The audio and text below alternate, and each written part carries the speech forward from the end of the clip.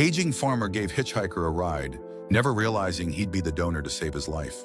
The thought had never crossed Henry Wilson's mind as he slowed his rusted pickup truck that autumn afternoon, spotting the young man with the worn backpack standing at the crossroads. Something about the slump of the stranger's shoulders against the golden hour sun made him brake instead of accelerating past like he normally would. Henry was not one for taking chances these days.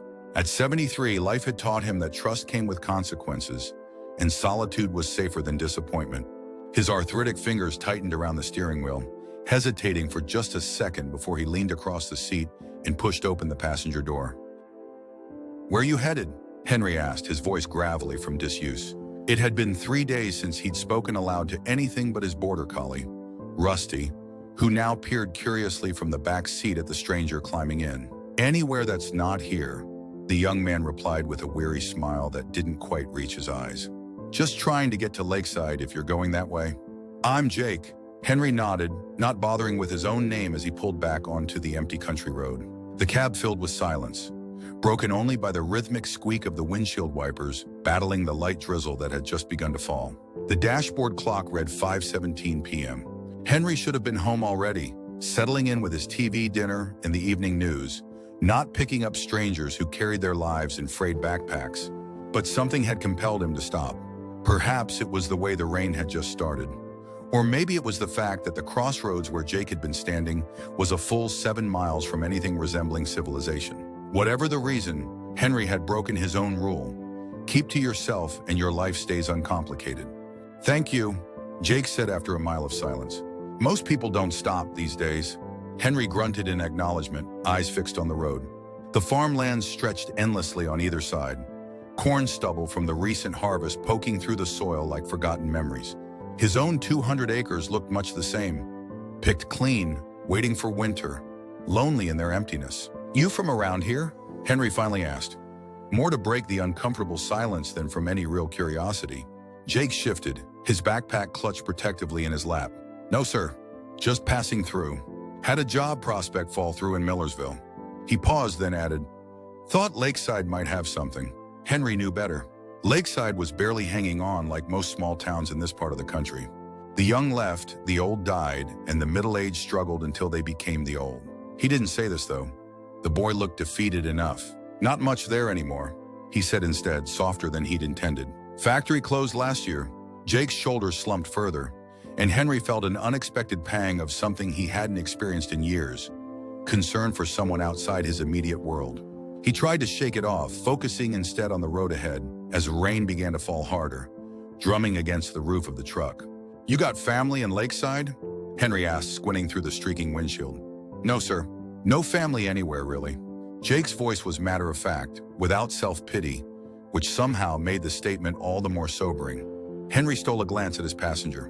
In the gray light of the rainy evening, he could see Jake more clearly. Early 20s, hollow-cheeked but clean-shaven, with dark circles under determined eyes. His clothes were worn but tidy. Not a drifter, Henry decided. Just someone down on his luck. The rain intensified, sudden and violent as prairie storms often were. The truck's old wipers struggled to keep up, and Henry leaned forward, reducing his speed as visibility diminished. A flash of lightning illuminated the road ahead, followed by a crack of thunder that made Rusty whine from the back seat. Bad timing to be out hitchhiking. Henry commented more to himself than to Jake. "Story of my life." Jake replied with a self-deprecating laugh. The truck's headlights caught the sign for Henry's turnoff. Another 5 miles to his farmhouse, and then 10 more beyond that to Lakeside. The rational part of his brain told him to drop the boy at the junction and be done with it. The boy wasn't his responsibility. Henry had learned long ago that getting involved only led to heartache. Got somewhere to stay in Lakeside? The question surprised Henry as much as it seemed to surprise Jake. "I'll figure something out," Jake said, but the uncertainty in his voice was evident. Henry tightened his grip on the wheel, feeling the familiar ache in his joints that foretold rain. Not that he needed that particular forecast confirmed at the moment. Another mile passed in silence, broken only by the persistent drumming of rain and the occasional rumble of thunder. "You can stay at my place tonight," Henry said finally, the words tumbling out before he could reconsider. "Got a spare room. Weather's supposed to clear by morning." Jake turned to him, surprise evident on his young face. "You sure?" "I don't want to impose. Wouldn't have offered if I wasn't sure." Henry replied gruffly, already questioning his impulsive offer. He hadn't had a guest in that spare room since Eleanor passed 5 years ago. Their son Michael hadn't even come home for the funeral. Too busy with his life in Chicago to bother with the father he'd written off years before, they turned onto the gravel road that led to Henry's farm, the truck bouncing over ruts filled with rainwater. Through the curtain of rain, the old 2-story farmhouse appeared, white paint peeling around the edges, porch light a dim beacon in the gathering darkness. "This is you?" Jake asked, leaning forward to peer through the rain-streaked windshield. "Been in my family for 3 generations," Henry said, unable to keep the pride from his voice despite the property's evident decline. "Not much to look at anymore, but it's home." He pulled up close to the porch steps and cut the engine. The sudden silence was filled immediately by the sound of rain hammering against the truck's roof. "Hurry! We're going to get soaked," Henry warned, reaching behind the seat for his old canvas jacket. "Ready?" They made a dash for it, Rusty leading the way, Henry moving as quickly as his arthritic knees would allow, Jake following with his backpack held protectively under his jacket. By the time they reached the shelter of the porch, they were both drenched, water dripping from their clothes onto the weathered wooden boards. Henry fumbled with his keys, hands shaking slightly from the cold and damp. Age made everything harder, a fact he was reminded of daily but refused to accept. He finally got the door open and gestured for Jake to enter. "Shoes off by the door," he instructed, habit making him sound harsher than intended. "Eleanor always insisted," he added more softly, though he wasn't sure why he felt the need to explain. Jake complied without question, setting his worn sneakers next to Henry's mud-caked work boots. The entryway opened into a living room that hadn't changed much since the 1980s. Floral-patterned sofa, recliner positioned in front of an older model television, doilies on the side tables that Eleanor had crocheted decades ago. "Kitchen's through there," Henry said, pointing. "Bathrooms down the hall, first door on the left. Spare rooms at the end of the hall."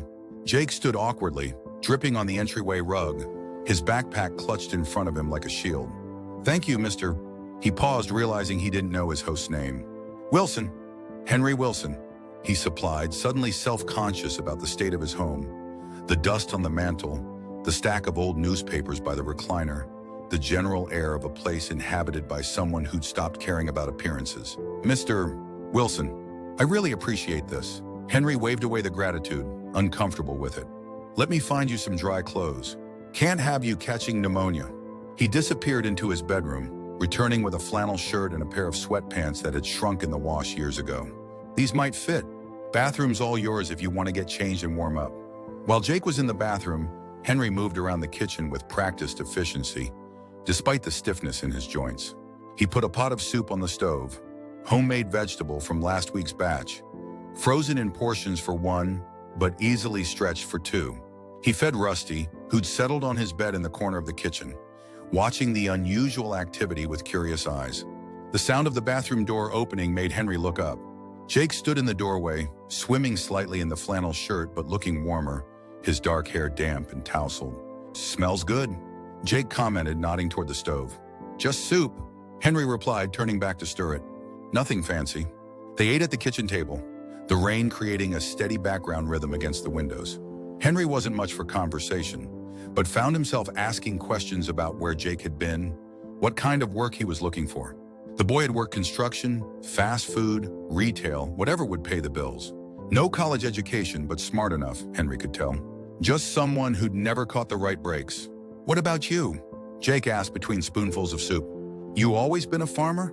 Henry nodded. "Born in this house. Never lived anywhere else except for 2 years in the Army. Came back, took over from my father when his health went, married Eleanor, raised our son here." He stopped abruptly, surprised at how much he'd shared. "You have a son?" Jake looked around as if expecting to see family photos. There were none in the kitchen. Eleanor had kept them in the living room, but Henry had packed most away after she died, unable to bear their silent accusations. "Michael," Henry said, the name feeling strange on his tongue after so long unspoken. "Lives in Chicago, some kind of executive." He shrugged as if it didn't matter. "We don't talk much." Jake seemed to sense the undercurrent of pain. He changed the subject, asking about the farm instead, and Henry found himself talking more than he had in months, explaining how he'd scaled back operations as he'd aged, now leasing most of his acreage to larger operations while keeping just enough to tend himself. After dinner, exhaustion caught up with both of them. Henry showed Jake to the spare room, once Michael's. though all evidence of his son had been packed away into boxes in the attic. "Bathroom's all yours in the morning," Henry said from the doorway. "I'm up at 5, make coffee before I check on the animals." "You're welcome to sleep in." Jake set his backpack carefully on the bed. "I can help with chores if you want." "Least I can do." Henry hesitated, then nodded. "Suit yourself. Good night, then." "Good night, Mr. Wilson." And ... "Thank you again." Henry closed the door and stood in the hallway for a moment, listening to the creaks of the old house, the continued patter of rain on the roof, the unfamiliar sounds of another person moving around in the spare room. It had been so long since these walls had contained anyone but himself. In his own bedroom, Henry sat heavily on the edge of the bed, the day's activities catching up with his aging body. His chest felt tight, not unusual these days, especially in damp weather. He took his blood pressure medication from the nightstand, swallowing it dry before lying back on his pillow. Rusty jumped up to settle at the foot of the bed, a comfort he allowed himself despite Eleanor's former rule about dogs staying off furniture. As he drifted toward sleep, Henry found himself wondering about the young man down the hall. There was something in Jake's determined resilience that reminded him of himself at that age. Before disappointment and loss had hardened him, before he'd learned to expect the worst from life and rarely been proven wrong. Morning arrived with watery sunlight filtering through the bedroom curtains. Henry woke with his usual stiffness, easing himself upright as he listened to the sounds of the house. For a moment, he wondered if he'd dreamed the previous evening's events, but then he heard movement from the direction of the kitchen, the careful opening and closing of cupboard doors, someone trying to be quiet. He dressed slowly, his fingers clumsy with the buttons of his flannel shirt. The tightness in his chest from the night before lingered, a dull pressure that he chose to ignore. Probably just the weather, he told himself, though a small voice in the back of his mind whispered that he should have seen Dr. Harmon last month as scheduled instead of canceling the appointment. When Henry entered the kitchen, he found Jake standing uncertainly by the coffee maker, already dressed in his own clothes from yesterday, now dried. "Thought I'd make coffee, but I wasn't sure how you like it," Jake said by way of greeting. "Strong enough to stand a spoon in," Henry replied, moving to take over. His hands worked automatically, measuring grounds into the filter with practiced precision. "Sleep all right?" Jake nodded. "Best night's sleep I've had in weeks, actually." "Your offer of a dry bed was, well, it meant a lot." Henry grunted acknowledgement, uncomfortable with gratitude. The coffee began to percolate, filling the kitchen with its rich aroma. Outside, the storm had passed, leaving behind a freshly washed world, droplets clinging to the window panes catching the early light. "Still want to help with chores?" Henry asked, reaching for mugs from the cabinet. "Yes, sir. Just tell me what to do." They drank their coffee standing at the counter, then headed outside. The morning air was crisp and clean after the rain, the gravel driveway puddle-strewn but beginning to dry in patches where the sun hit directly. Henry led the way to the small barn that housed his remaining livestock. A few chickens, 2 milk cows he kept more for company than production, and the horse he rarely rode anymore, but couldn't bear to part with. To Henry's surprise, Jake took to the chores naturally, following instructions without complaint. His hands were clearly used to work, not soft city hands, but calloused palms that knew how to grip a shovel, how to carry weight, how to be useful. "You've done farm work before," Henry observed as Jake efficiently scattered feed for the chickens. Jake nodded. "Grew up on a small place in Nebraska. Nothing like this. Just a few acres, but enough to learn the basics. Lost it after my dad died. Mom couldn't keep up with the payments." Henry felt a twinge of sympathy. "That's tough." "Life happens," Jake said with that same matter-of-fact tone Henry had noticed the night before. No self-pity, just acceptance. They worked side by side for the next hour, falling into an unexpectedly comfortable rhythm. Henry found himself explaining his routines, pointing out which gate had a trick latch, which chicken was the troublemaker, how old Dolly the horse liked to be approached from her left side. The physical labor, usually a solitary struggle against his aging body's limitations, seemed easier with a second pair of hands. Still, by the time they finished, the familiar tightness in Henry's chest had intensified, and he found himself pausing to catch his breath more often than he cared to admit. Back in the kitchen, Henry made breakfast. Eggs from his own chickens, bacon, toast. They ate in companionable silence until Jake finally spoke. "I should probably get going soon. Try to make it to Lakeside before noon."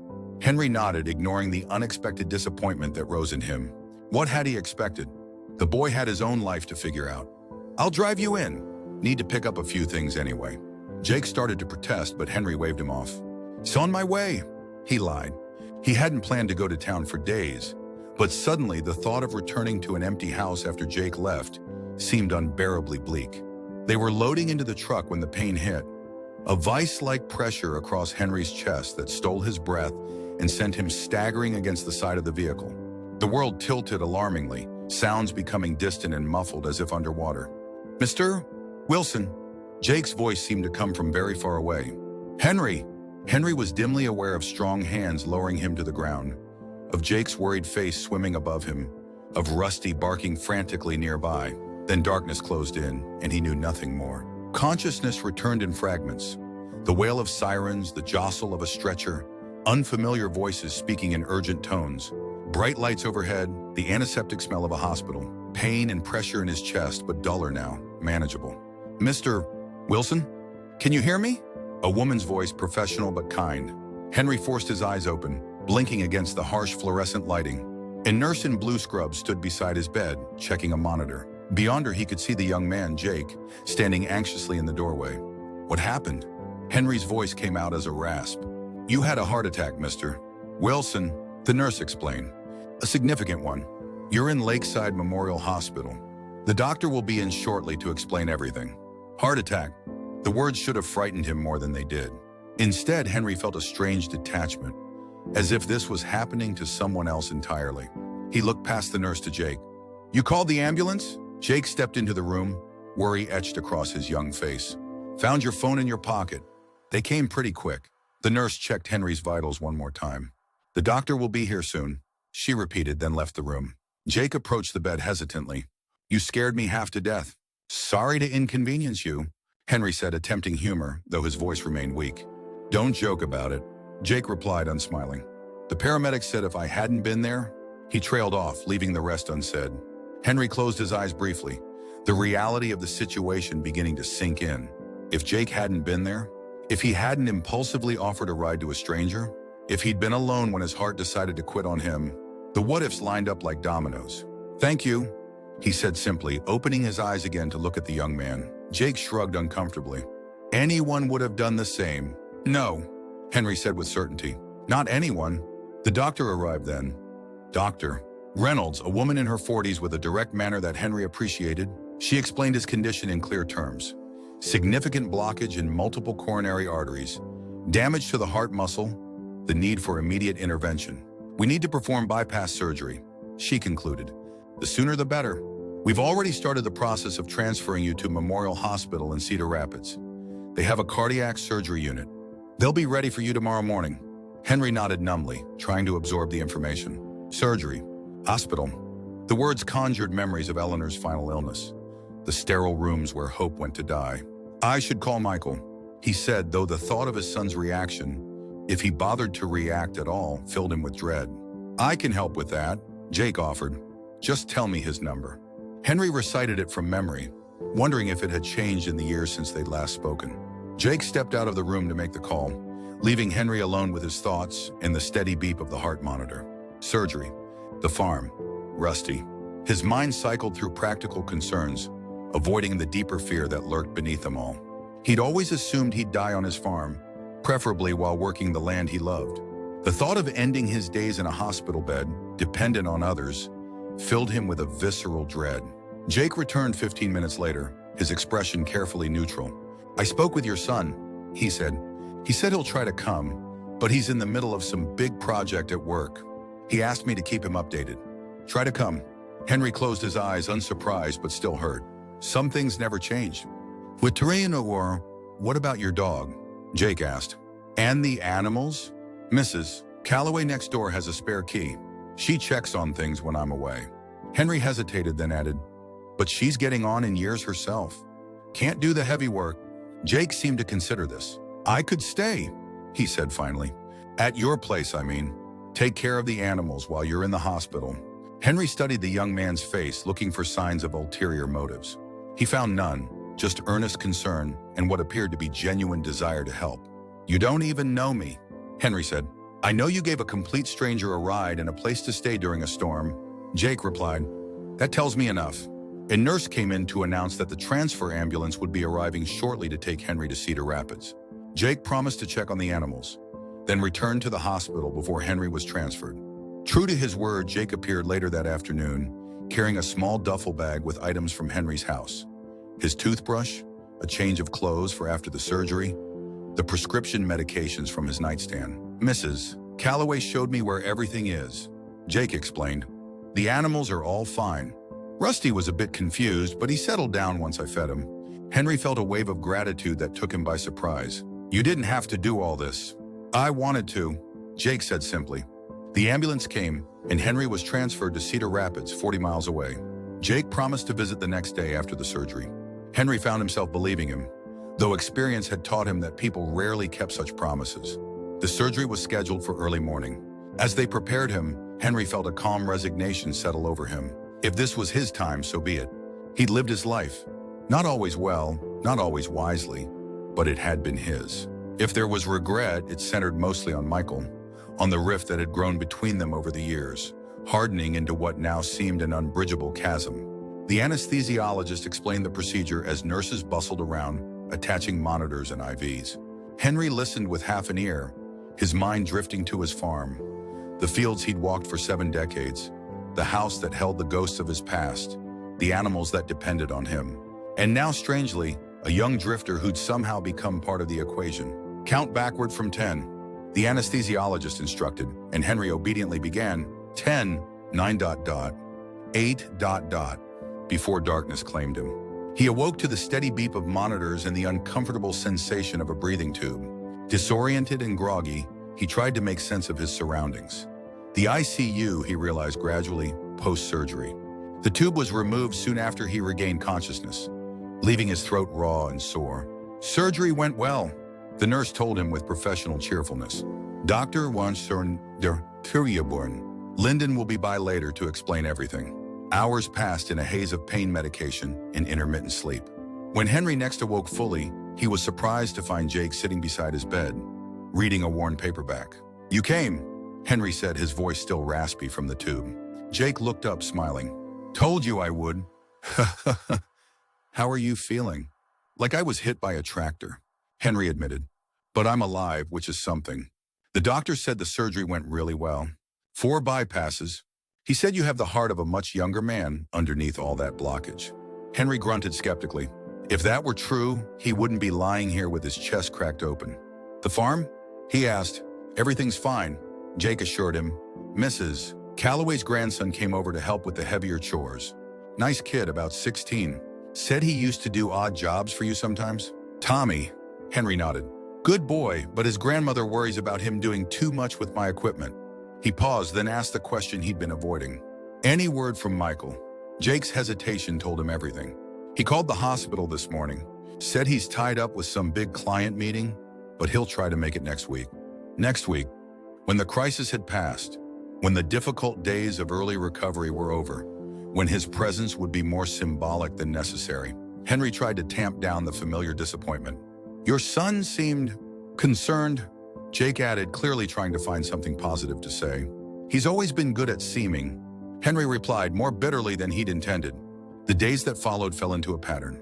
Jake visited every day, bringing updates about the farm, small comforts from home, and most importantly, his company. Henry found himself looking forward to these visits, to the easy conversation that had developed between them, to the simple human connection that had been missing from his life for so long. Jake, he learned, had been drifting since his mother died 2 years before. No siblings, no extended family to speak of. Just a young man trying to find his place in the world, bouncing from job to job, town to town. "Why Lakeside?" Henry asked one afternoon, a week after his surgery, as Jake helped him take a slow walk down the hospital corridor, IV pole rolling alongside them. Jake shrugged. "Heard there was farm work. I'm good with my hands, know my way around equipment. Thought maybe I could find something seasonal at least." Henry considered this. His own farm had been running at minimum capacity for years now, the bulk of his land leased out to bigger operations. But there was still work to be done, more than his aging body could handle alone, even before the heart attack. "Could be I might have some work," he said casually, keeping his eyes on the floor ahead as they walked slowly. "Once I'm back on my feet, nothing fancy, just help around the place." Room and board included. He felt Jake's surprised glance but didn't meet it. You don't have to decide now, Henry added. Just something to think about. I'd like that, Jake said after a moment, his voice quiet but certain. I'd like that a lot, actually. They continued their slow circuit of the hospital floor, each lost in thought. Henry told himself he was just being practical. He needed help, and Jake needed work. A simple transaction. But somewhere deeper, he recognized the lie. He'd come to care about what happened to this young man, this stranger who'd entered his life through a random act of kindness and somehow stayed. 2 weeks after surgery, Henry was discharged with a list of medications, dietary restrictions, and follow-up appointments. Jake drove him home in the old pickup, which he'd kept running in Henry's absence. As they pulled up to the farmhouse, Henry felt a surge of emotion at the sight of the familiar, weathered porch, the ancient oak tree in the yard, Rusty barking excitedly from behind the screen door, where Mrs. Calloway must have left him. Home. For all its faults and memories, both bitter and sweet, it was his place in the world. Easy now, Jake cautioned as he helped Henry from the truck. Doctor said no exertion for at least another 2 weeks. Henry grumbled but accepted the assistance, one hand pressed protectively against his healing chest. The screen door banged open and Rusty bounded down the steps, nearly knocking Henry over in his enthusiasm. Down, boy, Jake commanded, catching the dog before he could jump up. Your master's a bit fragile right now. Who are you calling fragile? Henry protested, but without heat. He reached down to scratch Rusty's ears, acknowledging to himself that he did indeed feel fragile, a new and unwelcome sensation for a man who'd prided himself on his independence. Inside, Henry was surprised to find the house cleaner than he'd left it. The dust was gone from the mantel, the newspapers had been neatly stacked, and a vase of late summer wildflowers sat on the kitchen table. Mrs. Calloway? He asked, gesturing around. Jake looked slightly embarrassed. Actually, that was me. Hope you don't mind. Thought it might be nice to come home to a clean house. Henry didn't know what to say. It had been years since anyone had made such a gesture for him. A small act of consideration that spoke volumes. Thank you, he said finally, the words inadequate but sincere. Jake helped him settle in the recliner, propped up with pillows. Rusty curled contentedly at his feet. The familiar surroundings were comforting after the sterile hospital environment, but Henry found himself viewing his home with new eyes, noticing the faded wallpaper, the worn carpet, the general air of a place that had been merely existed in rather than lived in for far too long. The days of recovery passed slowly. Henry chafed at the restrictions on his activities, the way his body betrayed him with weakness and fatigue, the constant reminder of his mortality in the form of pill bottles lined up on the kitchen counter. Jake handled the farm chores, coming in periodically to check on him, to make sure he took his medications, to prepare simple meals that adhered to the heart-healthy diet the hospital had prescribed. You don't have to wait on me, Henry protested after Jake brought him lunch and a fresh glass of water one afternoon. I know I don't have to, Jake replied, but you're paying me to help around the place, and right now, this is where help is needed. Henry couldn't argue with that logic, though they both knew the arrangement had evolved beyond a simple employer-employee relationship. There was something else growing between them, a tentative friendship, a mutual respect, perhaps even the beginnings of the father-son bond that had been missing from both their lives. Autumn deepened around them. The leaves on the old oak turned fiery red and gold, then drifted to the ground in the October wind. Jake took over the fall preparations on the farm, winterizing equipment, making repairs to the barn roof, splitting wood for the fireplace. Henry watched from the porch when weather permitted, offering advice that was sometimes heated, sometimes gently ignored when Jake had a better approach. Dr. Harmon visited weekly to check on Henry's recovery, expressing satisfaction with his progress. The surgery was a complete success, he reported, but that doesn't mean you can go back to your old ways, Henry. You need to take care of yourself. Proper diet, moderate exercise, regular checkups. I've got a drill sergeant making sure of that, Henry replied, nodding toward Jake, who was stacking firewood nearby. Doctor. Harmon followed his gaze, then looked back at Henry with knowing eyes. Good. Everyone needs somebody watching their back. As October turned to November, Henry gradually increased his activities, taking longer walks each day, helping with light chores, even driving short distances when necessary. The healing scar on his chest was a constant reminder of his brush with mortality, but he found himself less fearful than he might have expected. There was work to be done, a farm to run, a young man to mentor. One evening, as they sat in the living room after dinner, Henry in his recliner, Jake on the sofa with Rusty's head in his lap, the phone rang. Henry answered, surprised to hear his son's voice on the other end. "Dad? It's Michael. How are you feeling?" "Better," Henry replied, his voice carefully neutral. "Getting stronger every day." "Good, that's good." An awkward pause. "Listen, I've been thinking I might be able to come out for Thanksgiving. Just for the day. I have meetings that Friday, but if that would be all right." Henry closed his eyes briefly, fighting the surge of emotions the offer triggered. "That would be fine," he said, his voice steadier than he felt. "More than fine." "Great. I'll let you know the details closer to time." Another pause. "Dad? I'm glad you're okay." After hanging up, Henry sat motionless, the phone still in his hand. "Everything all right?" Jake asked from the sofa. "Michael's coming for Thanksgiving," Henry said, still processing the information himself. Jake smiled. "That's great news." "We'll see," Henry replied, unwilling to hope too much. Michael had made similar promises before, only to cancel at the last minute. But something in his son's voice had seemed different this time. Less distant, more genuine. The approaching holiday brought a new energy to the farmhouse. Henry found himself caring about things he'd ignored for years. The peeling paint on the kitchen cabinets, the sagging front step, the outdated curtains in the dining room. With Jake's help, he tackled small projects around the house, preparing for Michael's visit with a mixture of hope and anxiety. "What if he doesn't come?" Henry asked one evening, voicing the fear that had been growing as Thanksgiving approached. Jake looked up from the cabinet door he was rehanging. "Then we'll have a nice dinner anyway," he said simply. "But I think he will." Henry wanted to share Jake's optimism, but found it difficult. Too many disappointments had taught him to expect the worst. Still, he couldn't deny the small flame of hope that burned inside him. Hope that maybe, just maybe, this heart attack had opened a door to reconciliation that had seemed permanently closed. The day before Thanksgiving, Michael called to confirm his arrival time. Henry spent the morning in a state of nervous anticipation, checking and rechecking the guest room, reviewing the menu Jake had planned, with substantial input from Mrs. Calloway, who had taken a shine to the young man.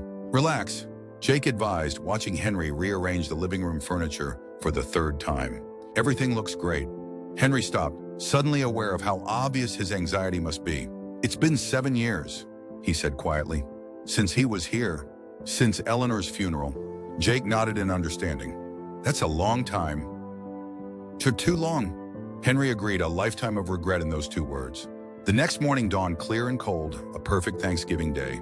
Jake was up early, starting the turkey, filling the house with the comforting aromas of sage and onion. Henry dressed with unusual care, choosing his newest flannel shirt and the sweater Eleanor had given him their last Christmas together. Michael was due at noon. By 11:30, Henry had positioned himself by the front window, watching the road, his heart pounding with an intensity that made him briefly concerned about his recent surgery. "He'll be here," Jake said, coming to stand beside him, wiping his hands on a dish towel. At 12:15, a rental car appeared at the end of the driveway. Henry's breath caught in his throat as it approached the house, gravel crunching under its tires. The car stopped, the driver's door opened, and Michael stepped out. Taller than Henry remembered, his dark hair now threaded with silver, wearing a city coat that looked out of place against the rural backdrop. Henry moved to the front door, his legs unsteady beneath him. He pushed open the screen door and stepped onto the porch just as Michael reached the bottom step. For a long moment, they simply looked at each other, 7 years of silence stretching between them like a chasm. "Hi, Dad," Michael said finally, his voice rough with emotion. "Michael?" Henry replied, unable to find other words. His son climbed the steps slowly, stopping an arm's length away. The physical resemblance between them was striking. Same jaw, same eyes, same stubborn set to the mouth. But where Henry's face was weathered by decades of outdoor work, Michael's showed different lines. The strain of corporate pressure, perhaps, or the weight of choices made and paths not taken. "You look good," Michael said. "Better than I expected after." "I had good care," Henry replied. "At the hospital and after." They stood awkwardly until Jake appeared in the doorway behind Henry. "Turkey's resting," he announced, then extended his hand to Michael. "You must be Michael. I'm Jake. Your dad's been looking forward to seeing you." The simple statement broke the ice. Michael shook Jake's hand, then turned back to his father. Would it be all right if I hugged you?" I know you're still recovering." Instead of answering, Henry closed the distance between them, wrapping his arms around his son for the first time in what felt like a lifetime. Michael returned the embrace carefully, mindful of his father's healing chest, but with genuine feeling. Over Michael's shoulder, Henry caught Jake's eye. The young man gave him a small smile and a nod before disappearing back into the house, giving father and son a moment of privacy. Thanksgiving dinner was served at the old oak table in the dining room, which Jake had polished until it gleamed. The conversation was stilted at first, with careful inquiries about health and work, but gradually eased into something more natural as the meal progressed. "So how did you two meet?" Michael asked, gesturing between Henry and Jake. Henry and Jake exchanged glances and Jake smiled. "Your dad picked me up hitchhiking during a rainstorm," he explained. "Gave me a place to stay for the night, then had the inconsideration to have a heart attack the next morning." Michael looked startled, then laughed, a sound Henry realized he hadn't heard in far too long. Typical dad doing things on his own schedule. "He saved my life," Henry said quietly.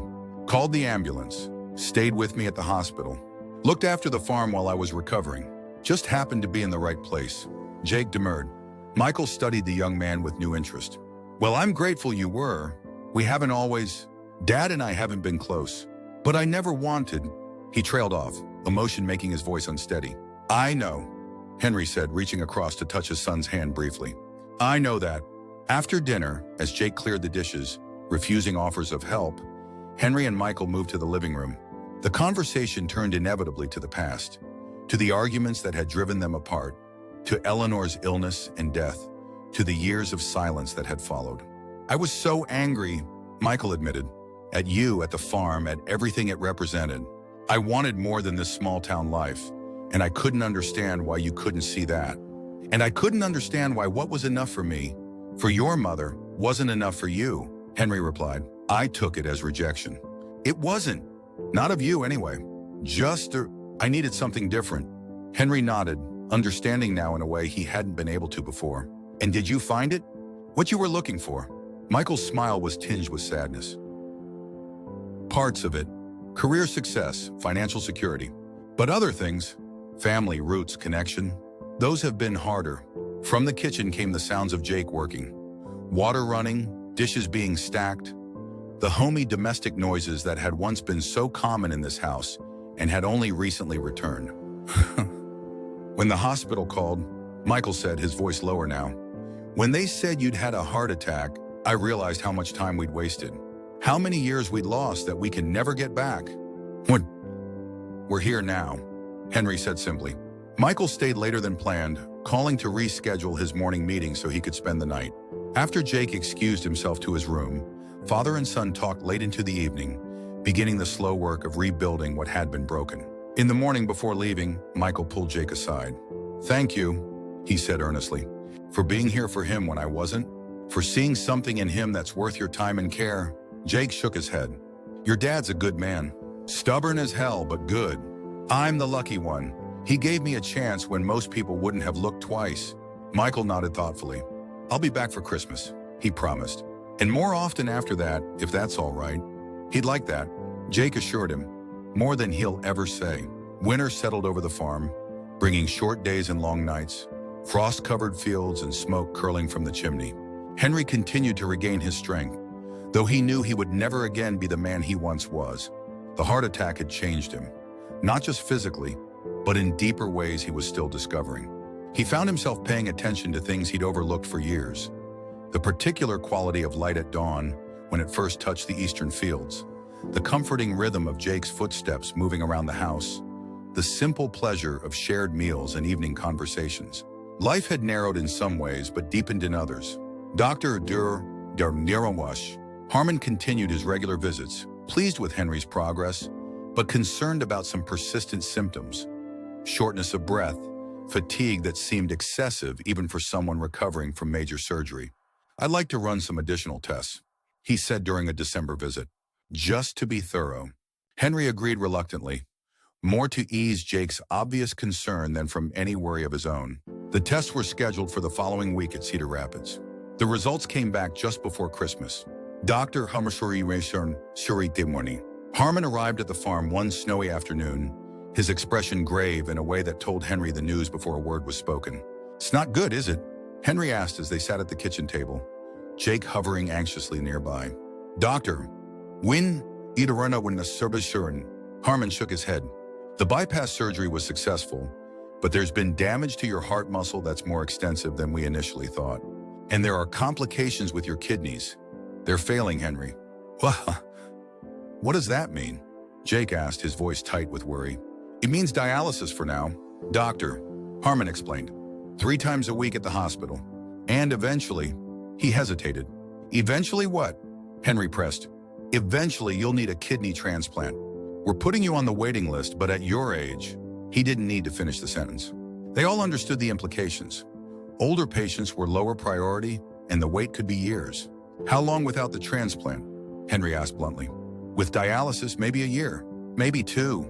Quality of life would decline significantly over that time. The news settled over them like the snow outside. Silent, cold, transforming the landscape of their lives. Doctor, Harmon left after scheduling Henry's first dialysis appointment for the day after Christmas, promising to do everything he could to expedite the transplant evaluation. That evening, Henry sat in his recliner, watching the flames dance in the fireplace, trying to come to terms with this new reality. Jake moved quietly around the house, making dinner, bringing Henry his medication, his presence a steady comfort in the face of uncertain future. We'll figure this out, Jake said finally, breaking the silence that had stretched between them since Dr. Harmon's departure. There are options, treatments. People live for years on dialysis. Henry nodded, not trusting himself to speak. The prospect of being tethered to a machine, of watching his strength and independence drain away by degrees, filled him with a dread that went bone deep. Christmas arrived with a fresh snowfall and Michael's return as promised. Henry hadn't told him about the kidney diagnosis, not wanting to cast a shadow over the reunion they were still carefully rebuilding. But Michael sensed something was wrong and confronted him on Christmas Eve after Jake had gone to bed. What aren't you telling me, Dad? Reluctantly, Henry explained the situation.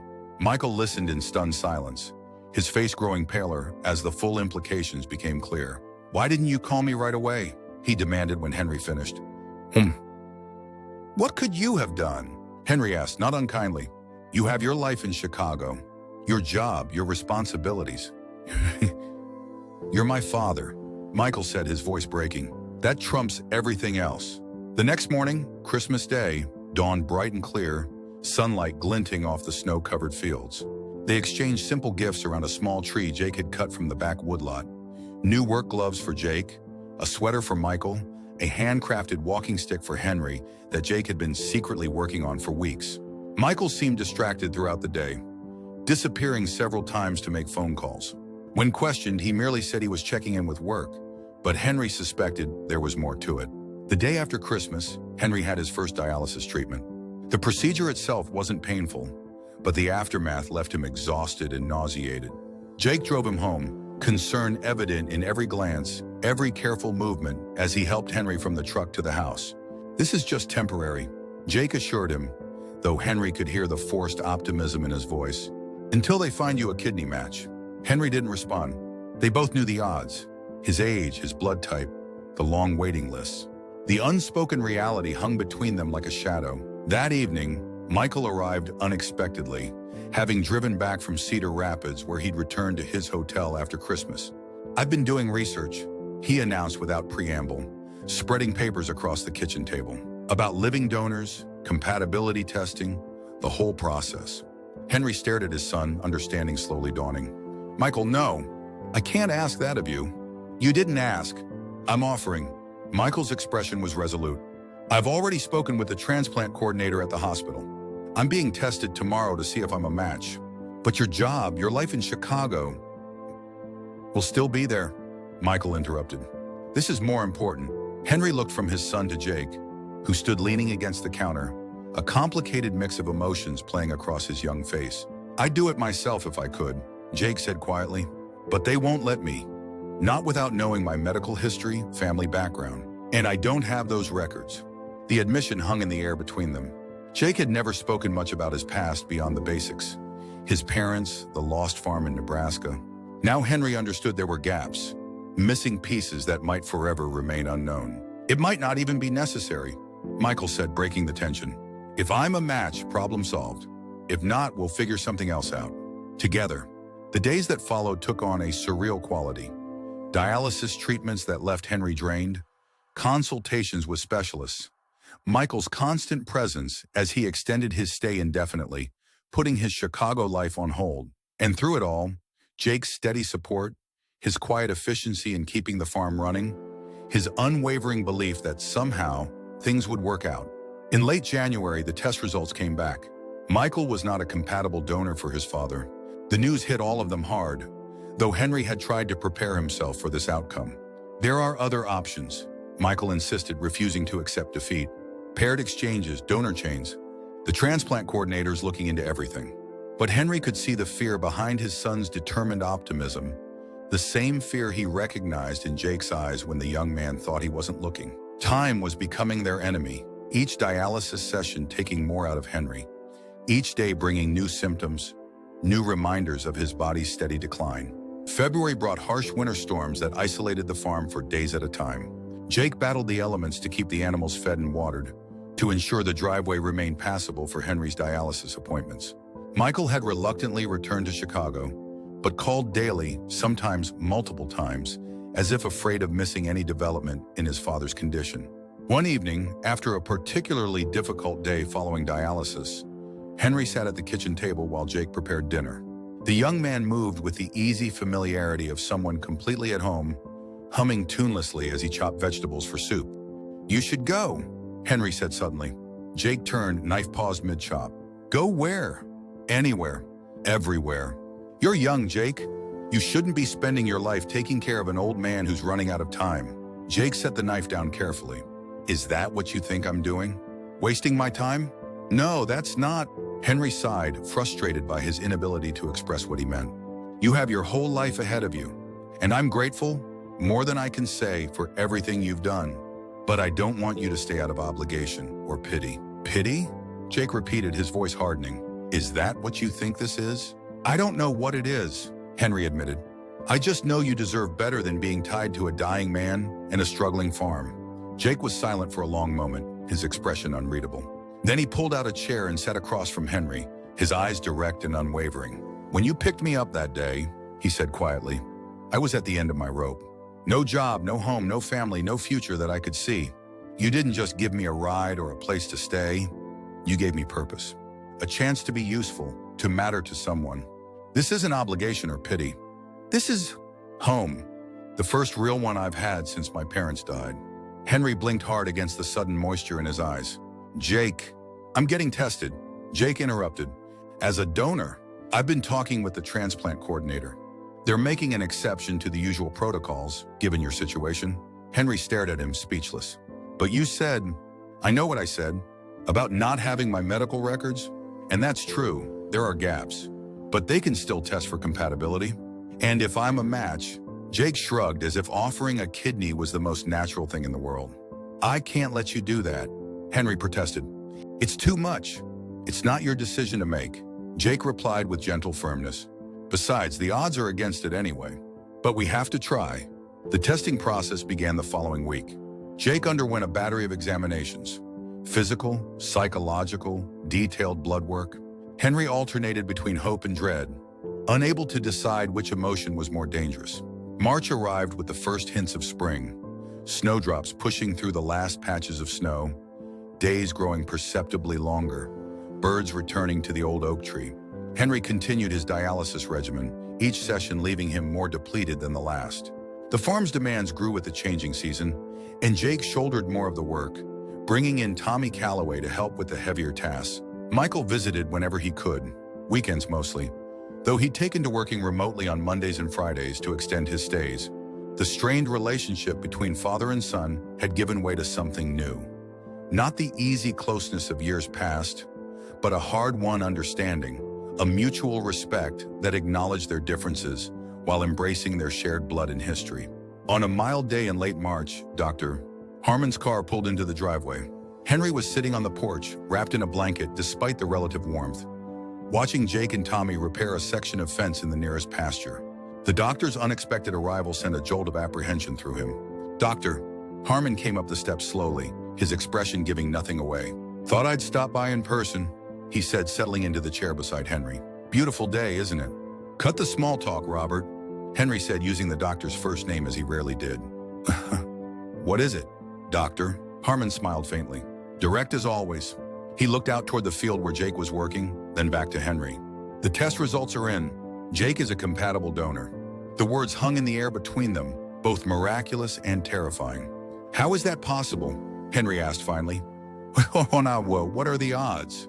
Astronomically against. Doctor, insurance, Harmon admitted. But here we are. He's a match, not perfect, but good enough. And he's healthy, young, an ideal donor in every physical respect. Henry closed his eyes briefly, overwhelmed by conflicting emotions. Hope, fear, and above all, a deep concern for the young man who had become so important to him. I can't let him do this. He's determined. Doctor, a taken serene room underneath, Harmon replied. Already signed the consent forms. Said, and I quote, try and stop me. Henry looked out at the field again, at the young man who'd entered his life by chance, or perhaps by something more than chance. Jake happened to glance up at that moment, saw them on the porch and waved. Henry raised his hand in return, his throat tight with emotion. There's more. Dr. Wansu Harmon said, his voice softer now. Something that came up in the compatibility testing. Henry turned to him, suddenly alert to the shift in tone. What? There were some unusual markers in the genetic testing. Patterns that seemed familiar. The lab ran additional tests to confirm. Confirm what? Henry asked, though something in him already knew. Had perhaps known all along at some level he couldn't acknowledge. Jake is related to you, Henry. Not closely, the pattern suggests a second cousin or similar degree of relation. I've already spoken with him about it. He was surprised, to say the least. Henry sat very still, his mind racing back through family connections, trying to make sense of this revelation. His father had had cousins who moved west, Nebraska, if he remembered correctly. Distant relatives he'd lost touch with decades ago. Does he know? He asked finally. Doctor, Harmon nodded. I told him this morning, before coming here. He wanted some time to process it before seeing you. As if summoned by their conversation, Jake appeared at the edge of the yard, walking toward the house. He said something to Tommy, who nodded and continued working on the fence alone. I'll leave you two to talk. Doctor, Harmon said, rising. He squeezed Henry's shoulder briefly. Sometimes life has a way of coming full circle, Henry. Maybe this is one of those times. He met Jake halfway across the yard, spoke to him briefly, then continued to his car. Jake stood motionless for a moment, then resumed his walk to the porch, climbing the steps with deliberate slowness. So, he said, taking the chair, Doctor. Harmon had vacated. Turns out we're family. Henry studied the young man's face, searching for his own features. His father's, his grandfather's. Was there something of the Wilson jawline there? The set of the eyes? Or was he seeing connections that weren't there, projected by this new knowledge? Distant cousins, Doctor. Harmon says. Henry replied carefully, uncertain of Jake's reaction to this news. Jake nodded. My grandmother's maiden name was Wilson. She grew up in Ohio before moving to Nebraska with my grandfather. Never talked much about her family back east. My father had cousins who went west, Henry said slowly. After the war, World War II, I remember him mentioning Nebraska. They sat in silence for a moment, absorbing the implications. This young man who had appeared in Henry's life by apparent chance was, in fact, connected to him by blood. The hitchhiker he'd impulsively picked up that rainy day was family. Distant, unknown, but family nonetheless. Doesn't change anything about the transplant, Jake said finally, except maybe makes it more fitting. Jake, I can't ask you. You're not asking. I'm offering. Jake's voice was firm, and now I have even more reason to do it. You're family, Henry. The only family I've got, and family takes care of its own. The words struck Henry with unexpected force. The same principle he'd tried to instill in Michael. The value he'd held dear all his life, but feared had been lost with the changing times. Family takes care of its own. Michael won't like being left out of this decision, Henry said, making one last attempt at dissuasion. Jake smiled slightly. Already called him. He says, and I quote, thank God now maybe the stubborn old man will accept help. Henry couldn't help but laugh, though the sound caught in his throat. When did you two start ganging up on me? Around Christmas, Jake replied with mock seriousness. We formed a secret alliance while you were napping. The surgery was scheduled for mid-April, when Henry's condition had stabilized enough to make him a good candidate for the procedure. The weeks leading up to it took on a dreamlike quality. The farm awakening from winter dormancy, Henry's life simultaneously ebbing and preparing for renewal, Jake's quiet confidence that never wavered despite the risks he faced. Michael arrived a week before the surgery, having taken a leave of absence from his job. He brought with him a specialist from Chicago who reviewed the case and confirmed that everything was being handled optimally. The gesture touched Henry deeply. Not just the practical help, but the evidence of how far his son was willing to go for him. The night before the surgery, Henry sat on the porch with his son and his newfound cousin, watching the sun set over the fields that had been in his family for generations. Fields that would continue, he realized with quiet certainty, whether through Michael or Jake or both, long after he was gone. "I want you both to know," he said, breaking a comfortable silence, "whatever happens tomorrow, I've already received more than I ever thought possible. Having you here together." He trailed off, unable to put into words the depth of his gratitude. His love for these two men who had, in such different ways, brought him back to life. "Save the speeches for after the surgery, Dad," Michael said, but his voice was gentle, his hand reaching out to cover his father's briefly. "You're going to be fine. Both of you." Jake nodded in agreement, his young face solemn in the fading light. "We've got this, Henry. All of us together." The dawn broke clear and cool, a perfect spring morning. The drive to Cedar Rapids was quiet, each lost in their own thoughts. At the hospital, there was a flurry of activity. Forms to sign, final tests, pre-surgical preparations. When it was time for Jake to be taken to the operating room, he stopped by Henry's gurney, already sedated but still conscious. "See you on the other side, cousin," he said with a smile that held no fear, only certainty, and something that looked remarkably like peace. Henry reached for his hand, words failing him at this crucial moment. Jake seemed to understand nevertheless, squeezing Henry's fingers before allowing himself to be wheeled away. The last thing Henry saw before the anesthesia claimed him was Michael's face, looking down at him with an expression of such love and hope that it followed him into his dreams. He awoke hours later in recovery, groggy and disoriented, aware first of the pain, then of a presence beside his bed. Michael looking exhausted but smiling. "Jake?" Henry managed to ask, his voice a rasp. "Doing great," Michael assured him. "Already complaining about the hospital food. The doctor says the kidney is functioning perfectly. It's like it was made for you." He paused, then added with a hint of wonder, "I guess in a way it was." Recovery was slow but steady. Henry and Jake spent a week in adjacent hospital rooms, comparing notes on their surgical scars, complaining about the restrictions on their movement, planning the spring planting they would supervise but not participate in this year. Michael extended his leave of absence, moving temporarily into the farmhouse to manage things while they were hospitalized. Tommy Calloway and his friends were enlisted to handle the physical work, under Michael's surprisingly competent direction. "Turns out all those summers you made me work the farm weren't wasted after all," he told Henry with a wry smile during a hospital visit. When they were finally released, Jake first, then Henry a few days later, they returned to find the farm humming with activity. The fields were being prepared, the garden planted, repairs made to outbuildings that had been neglected for years. "What is all this?" Henry asked as Michael helped him from the car, gesturing at the transformation around him. "Future planning," Michael replied simply. "Jake and I have been talking about possibilities." Those possibilities unfolded gradually as spring turned to summer. Jake's kidney, now Henry's, functioned perfectly, giving him a renewed energy he hadn't felt in years. Jake recovered quickly, his youth and strength serving him well, though he complained good-naturedly about the scar that would, he claimed, ruin his chances with the ladies. "What ladies?" Michael teased. "The only females around here are Mrs. Calloway and the cows." This easy banter between the two younger men became a constant in the household. Michael with his city sophistication, Jake with his rural practicality, finding common ground in their shared concern for Henry, and increasingly in their joint vision for the farm's future. That vision took concrete form on a warm evening in June, as they sat on the porch after dinner, watching fireflies emerge in the gathering dusk. "I've been thinking," Michael began, setting down his iced tea, "about making some changes." Henry raised an eyebrow, instantly wary. "Changes? To my situation? My job?" Michael took a deep breath. "I've been offered a position with an agricultural investment firm. They're opening a regional office in Cedar Rapids." Henry stared at his son, trying to process this information. "You're moving back?" To Iowa? Michael nodded. If that's all right, not to the farm itself. I found a small place in town, but close enough to be here regularly. To help.